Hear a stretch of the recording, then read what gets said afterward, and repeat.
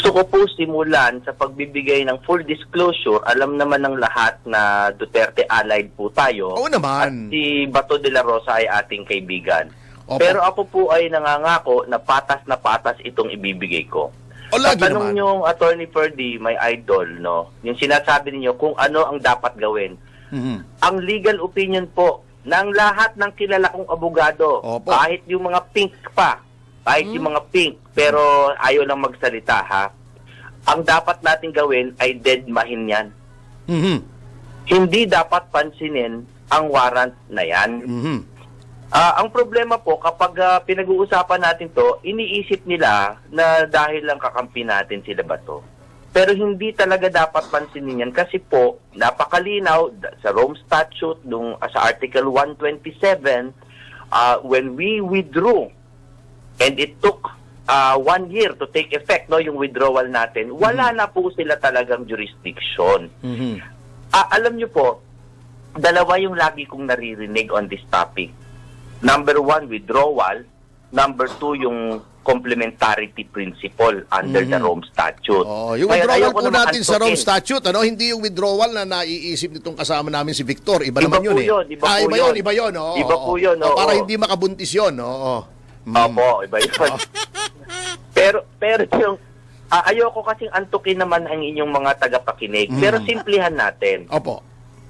Yung withdrawal sa complementarity, para sa akin yung complementarity hindi na nga dapat pinag-uusapan eh.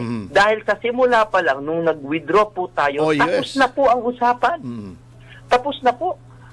Yung kay Pangulong Duterte, meron pa silang pinag-uusapan na parang may continued consideration pa, medyo gray pa kung kailan talaga nagsimula yung investigasyon. O sige, itabi muna natin yun. Lalo naman itong kay Bato. Ang tagal-tagal na after our withdrawal and the effectivity of the withdrawal, bakit naman natin hinahayaan pa yung banyagan na takot-takutin po tayo? Tama. Nakakagalit yung desisyon na yan.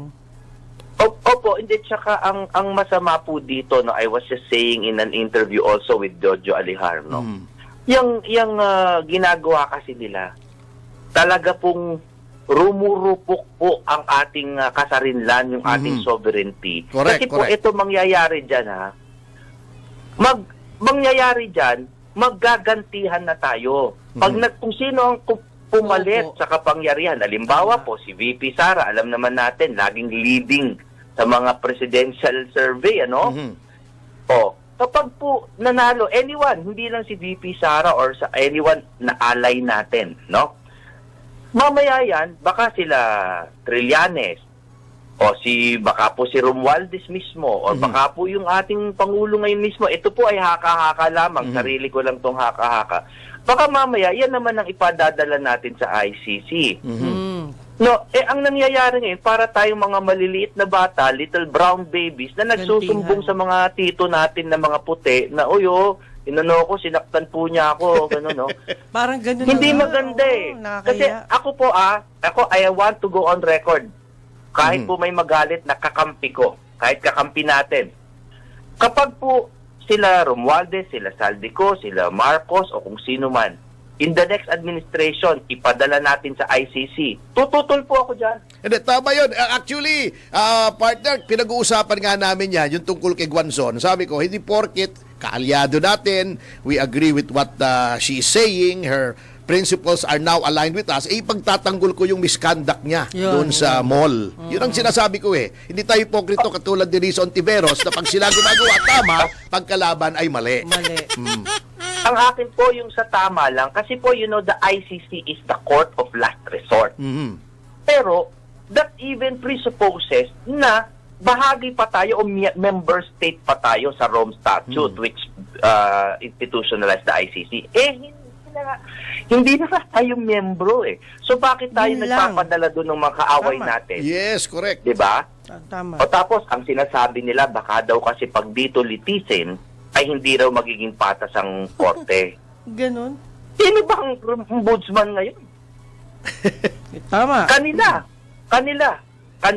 ang korte, kanila ang lahat, kanila ang pera, kanila ang kongreso. Ano po yung kinakatakutan nila na hindi magiging patas? So ang sa akin po, pag bumalik lang po tayo, pagdating lang kay Bato de la Rosa, kung sakaling ipadala po si Bato sa ICC, malaking kawalan po yan ng ating kasarinlan, hindi lang po sa Duterte allies, kundi sa buong Pilipinas. At ang mangyayari dyan, magiging tuta na tayo ng mga puti pagdating sa hustisya. Correct.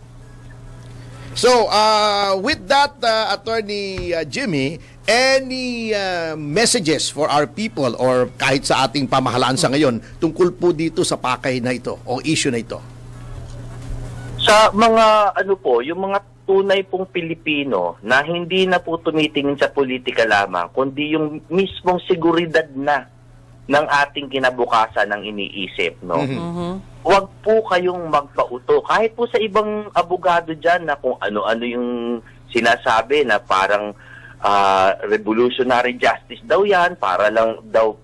Hindi po ganun. You cannot correct a wrong with a wrong. Correct. Kung sakali Another po wrong. nagkamali ang ating dating Pangulo at ang ating ngayong senador na si Bato at kung sino pa man ang idadawit nila dyan, ipaglaban nyo lang po na dito litisin ang Pinoy.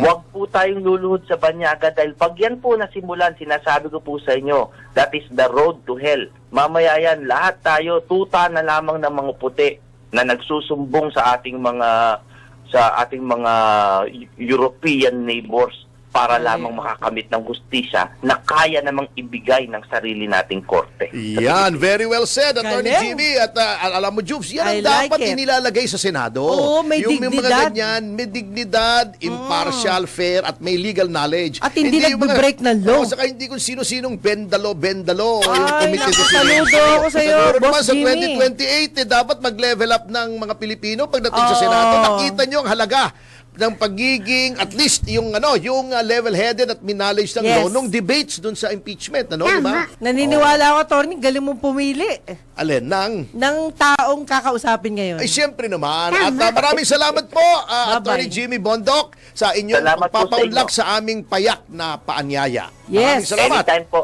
Attorney, Okay. Thank you sana very wag mo much. makalimutan, Juvie de Opo, Guzman. again, Tagahanga God mo bless. ko. Oh, God My bless po. best friend. Ikaw, my best friend. Yes! Ikaw naman.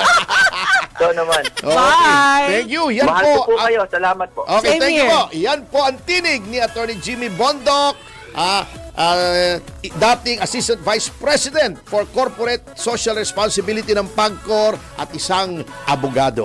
May problema yan si Guanzon. Talaga? Ako mismo, nung nagkita kami sa Bacolod, doon dimandahan namin, sinabi niya sa akin, susuntukin daw niya ako sa mukha. Binlater ko yan eh. Oh. Talagang may problema yan. Oo, ngayon, hindi naman tayo katulad ni Risa Ontiveros o yung mga dilawan Opo. na kapag kakampi nila ang gumagawa ay tama, hapag kalaban ay mali. Sa akin po, kung mali, mali. Yeah. At para sa akin, yung pinaggagawa ni Guanzon ay mali. Uy, Opo. katulad yan, di ba? Nagwala siya. Opo. Okay, sabihin mo nang pinapaalis siya. Opo. O sabihin mo na, although hindi natin alam ang katotohanan, kasi para sa akin, BS yung explanation ng may-ari ng booth na nakakita daw eh. Okay. Na hinabol pa daw si Guanzon noong yung kaalitan niya. Okay. Umupo daw. Umalis na si Guanzon kasi magkatalikuran daw sila. Opo. Hinabol pa para sabihin umalis ka. Bakit? Umalis na nga, iba Umalis at na. mahabulin. Di ba?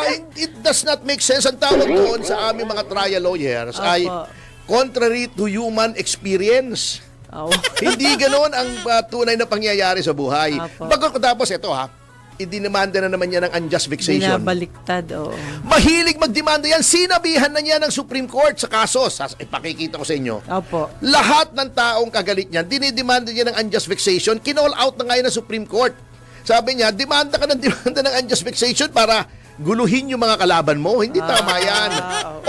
Bakit ko susuhutuhin kahit sabihin nyo na yung kanyang mga sinasabi ay agree with Opo. at nakikipagkaalyado in a manner of speaking dahil yung sinasabi niya is aligned with sa mga sinasabi namin bilang oposisyon sa pamahalaang Marcos, hindi ibig sabihin ang gagawin niya ay pagtatanggol ko. Ayun. Kung mali, mali. Kay kakampi, kay kalaban, mali. Opo. Hindi po tayo Rizzo Ontiveros. Ayun. Na kapag siya ang gumagawa tama, pag iba gumagawa, Mali exact same agad. thing, mali. Hindi pwede yun mali sa yan. atin. Hindi po tayo ipokrito. Hindi. Magalit Abogado na talaga yung kayo. mga, kasi may mga kasama ako Opo. na yung mga sa oposisyon, sinasabi, Opo. dapat pagtanggol natin si Guanzon kasi Kahit mali. gagamitin yan ng Malacanang para atakihin siya. Kung inaatake siya, binabati ko siya ng Malacanang, kasalanan niya, ginawa niya eh. Yun. Ako ang daming umaaway sa akin ha, just to tell you. Kasi siyempre maraming galit sa akin pag naglalakad ako sa mall. Oh. Nilalapitan ako, ikaw, ganun.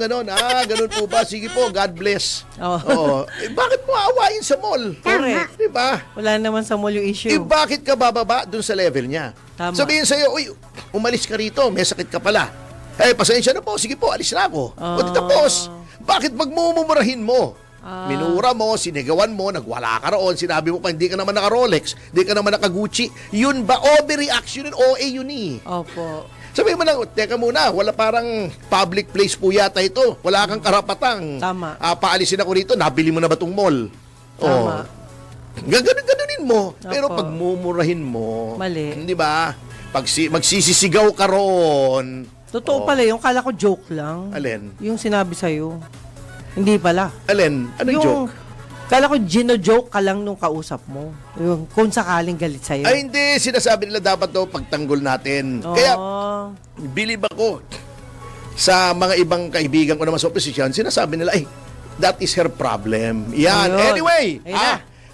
eto po ay dumako tayo sa ibang topic naman. Makakapanayan po natin ang isang dating public official. Yes. At ngayon ay abogado na. At ito hindi ito pambobola. Bihira akong bumilib sa Opo. isang tao. Pero ito, while working, pareho kasi kami, I sympathize with him kasi working student din po ako. Nagtatrabaho ko noon sa Office of the Vice President. Nag-aaral ako. Siya rin po. Habang nasa trabaho siya, Opo. ay nag-aaral siya at pumasa na siya ng bar. Wow. Walang iba, kundi ang ating kasama, Yon! Attorney Jimmy Bondok! Yahoy! Woo! Magandang umaga po sa ating mga kaibigan. Good Attorney. morning. Good morning. Good morning, good morning. At by the way, I think hindi naman improper na i-congratulate kita on your new baby girl! Wow! Congratulations! Oo, Oo nga eh. Salamat po at her name is Juliana Isabel. She is 5 pounds and 11 ounces and Wow. she looks exactly like me. naku, is that good or bad? Good, it's good. Carbon